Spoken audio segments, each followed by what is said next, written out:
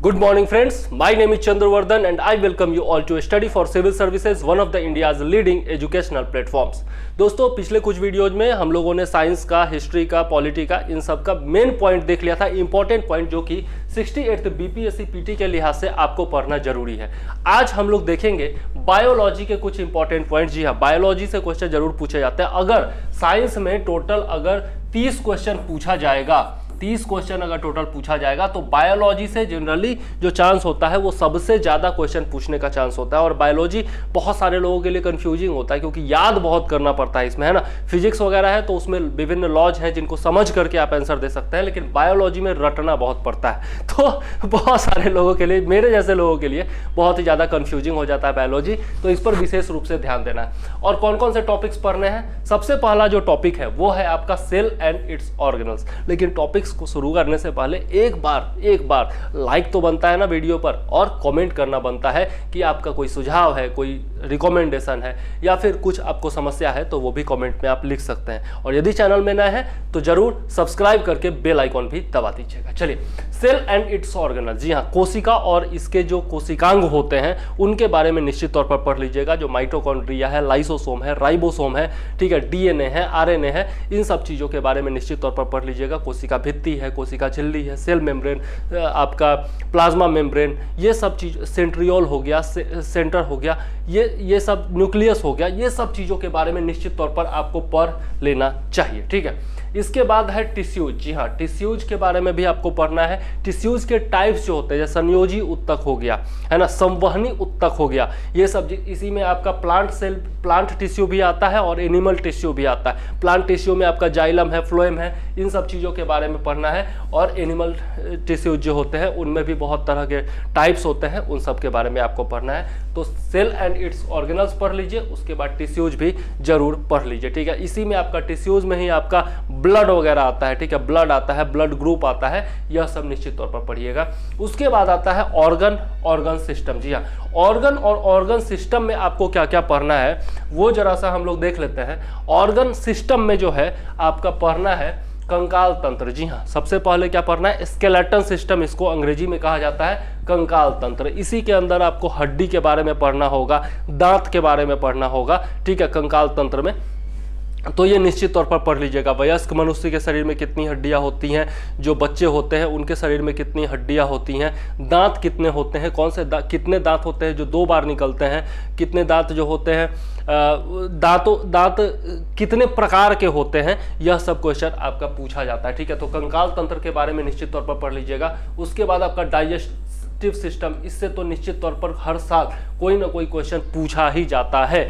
Digestive system में जो आपके रसायन निकलते हैं या फिर जो आपके हार्मोन्स होते हैं उन सब चीज़ों के बारे में पूछा जाता है। मुंह से शुरुआत होती है तो यहाँ पर माउथ के बारे में भी पूछा जाता है और साथ में टंग के बारे में भी पूछा जाता है, ठीक है। तो टंग के डिफरेंट पार्ट्स से कौन कौन सा स्वाद मिलता है वह सब आपसे यहाँ पर पूछा जाता है, ठीक है। पाचन तंत्र से कौन कौन से हार्मोन्स निकलते हैं, कौन सा हार्मोन किस पार्ट से निकलता है, लीवर हो गया आपका, फिर माउथ हो गया, फिर सेलाइवा हो गया, सेलिवरी ग्लैंड्स हो गया, ठीक है, आपका स्मॉल इंटेस्टाइन हो गया, लार्ज इंटेस्टाइन हो गया, रेक्टम हो गया, इन सब चीज़ों से लगातार, लीवर हो गया, इन सब चीज़ों से कौन कौन सा हार्मोन स्रावित होता है, कौन कौन सा लिक्विड निकलता है, यह सब निश्चित तौर पर क्वेश्चन पूछा जाता है। पैंक्रियाज क्या होता है, ठीक है, लैंगर हैंस की द्वीपिका किसको कहा जाता है, इस तरह के क्वेश्चन बराबर पाचन तंत्र से पूछे जाते रहे। इसके बाद आते हैं श्वसन तंत्र, जिसको कि कहा जाता है रेस्पिरेटरी सिस्टम। रेस्पिरेटरी सिस्टम में आपको किसके बारे में पढ़ना है? लंग्स के बारे में पढ़ना है। जी हाँ, लंग्स के बारे में पढ़ना है और किस तरीके से हम लोग ऑक्सीजन लेते हैं और कार्बन डाइऑक्साइड छोड़ते हैं, वही इसमें पढ़ना है, ठीक है। कैसे क्रैम्प आ जाता है आपको जब आप ऑक्सीजन की कमी हो जाती है, डीऑक्सी रेस्पिरेशन और ऑक्सी रेस्पिरेशन जो होता है वह आपको पढ़ना है, मतलब अनऑक्सी श्वसन और ऑक्सी श्वसन, इसको हिंदी में कहा जाता है। तो ये सब निश्चित तौर पर आप पढ़ लीजिएगा। फेफड़ों के बारे में पढ़ लीजिएगा, ठीक है।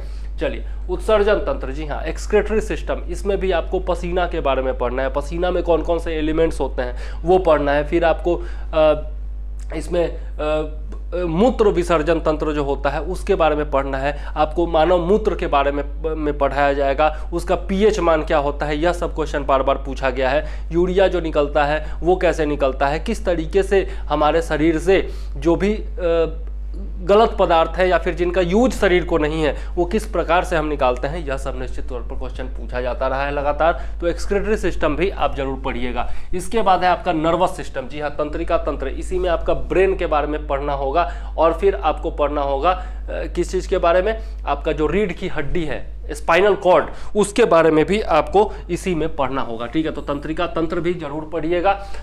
किस तरीके से हमारे बुद्धि और याददाश्त का केंद्र कौन सा होता है, जो हमारे शरीर का टेम्परेचर है वो मानव मस्तिष्क का कौन सा भाग नियंत्रित करता है, यह सब क्वेश्चन लगातार पूछा जाता रहा है। डिफरेंट जो टाइप्स है जैसे मेडुला ऑब्लंगाटा है, आपका सेरिबेलम है, सेरिब्रम है, इन सब चीज़ों से लगातार क्वेश्चन पूछे जाते रहे हैं, ठीक है। तो आप जरूर पढ़िएगा। चलिए, परिसंचरण तंत्र, जो आपका परिसंचरण तंत्र में ब्लड के बारे में पढ़ना है, फिर आपका लिम्स के बारे में पढ़ना है, ठीक है। डिफरेंट जो आपके आर्टरीज एंड वेन्स होते हैं उनके बारे में पढ़ना है, तो ये निश्चित तौर पर परिसंचरण तंत्र भी पढ़िएगा। सर्कुलेटरी सिस्टम इसको अंग्रेजी में कहा जाता है।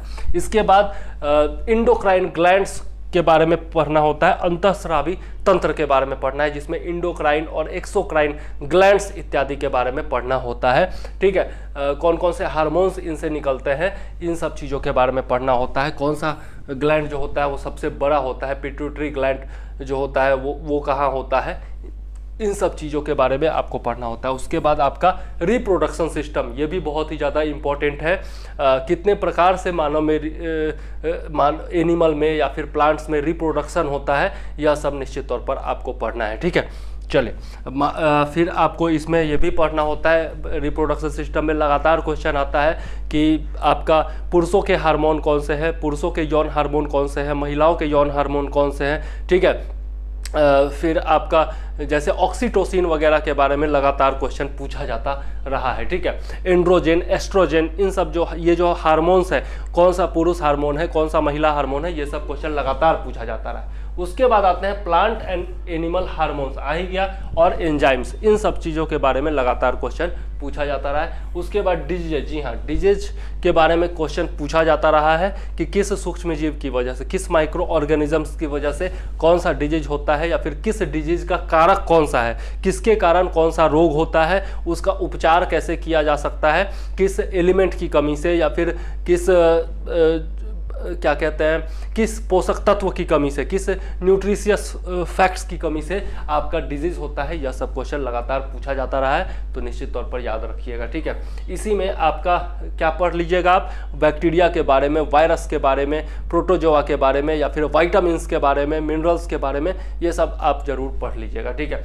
माइक्रो ऑर्गेनिजम्स, या माइक्रो ऑर्गेनिजम्स आ ही गया, बैक्टीरिया हो गया, वायरस हो गया, प्रोटोजोआ हो गया, फंगी हो गया, इन सब चीज़ों के बारे में आप पढ़िएगा। इसमें माइक्रो ऑर्गेनिजम्स के बारे में, किससे कौन सा रोग होता है, उनका क्या स्ट्रक्चर होता है और उनकी क्वालिटी क्या होती है, प्रॉपर्टीज क्या होती है, यह सब आपको इसमें पढ़ना है, ठीक है। न्यूट्रिशन में आपका विटामिन है, कार्बोहाइड्रेट है, फैट है, फिर आपका मिनरल्स है, इन सब चीज़ों के बारे में पढ़ना है। उनके स्रोत क्या होते हैं, उनकी कमी से क्या होता है और किस प्रकार से उनकी आपूर्ति की जा सकती है न्यूट्रिशन में, ये पढ़ना है, ठीक है। और फिर आपका आता है पॉल्यूशन। पॉल्यूशन से थोड़ा बहुत बेसिक क्वेश्चन पूछा जाता है, बहुत ज़्यादा डिटेल में नहीं पूछा जाता है, और पॉल्यूशन जनरली आसान चैप्टर होता है तो आप लोगों को पता भी होता है, ठीक है। उसके बाद है पादप आकारिकी, जी हाँ, इसमें जो है आपका कौन सा ट्रू फ्रूट है, कौन सा फॉल्स फ्रूट है, फलों के बारे में पूछा जाता है, विभिन्न फलों के अंगों के बारे में पूछा जाता है। जैसे पूछा जाएगा आम का कौन सा भाग हम लोग खाते हैं, नाशपाती का कौन सा भाग खाते हैं, अंगूर का कौन सा भाग खाते हैं, ठीक है, गाजर क्या होता है, ये सब पूछा जाता है। फिर आपका जड़ कौन सा है, तना कौन सा है, इसमें बहुत ज़्यादा कंफ्यूजन होता है, तो फल, फूल, जड़, तना, पादप कली, जैसे लौंग होता है, पादप कली होता है, तो ये बराबर क्वेश्चन बीपीएससी का फेवरेट क्वेश्चन है, लौंग के बारे में पूछा जाता है, ठीक है। उसके बाद है आपका जैव प्रौद्योगिकी, थोड़ा सा बायोटेक्नोलॉजी के बारे में भी पूछा जाता है, लेकिन बेसिक्स पूछा जाता है, और ये सब जितने भी पॉइंट्स हैं सब आप लूसेंट से पढ़ सकते हैं, ठीक है, या फिर SCS के नोट्स, जिसका डिटेल आपके स्क्रीन पर दिया हुआ है, तो हमारे नोट्स भी आप पढ़ सकते हैं। SCS के नोट्स बेस्ट है, बहुत सारे टॉपर्स का रिकमेंडेशन इसको प्राप्त है और हमारे यहाँ से बहुत सारे टॉपर्स यही नोट्स पढ़ के निकलते हैं। तो हमारे नोट्स ज्वाइन कर सकते हैं, हमारे पेड ग्रुप में जुड़ सकते हैं, आप नोट्स ले सकते हैं, टेस्ट सीरीज ज्वाइन कर सकते हैं और अपनी तैयारी को दे सकते हैं नया आयाम। या फिर जैसा मैंने बताया लूसेंट साइंस पढ़िए, लूसेंट ऑब्जेक्टिव लगाइए, ठीक है, और घटना चक्र जरूर कीजिए, ठीक है। तो चलिए इस वीडियो में मैं चंद्रवर्धन लेता हूं आपसे इजाजत। जय हिंद, वंदे मातरम।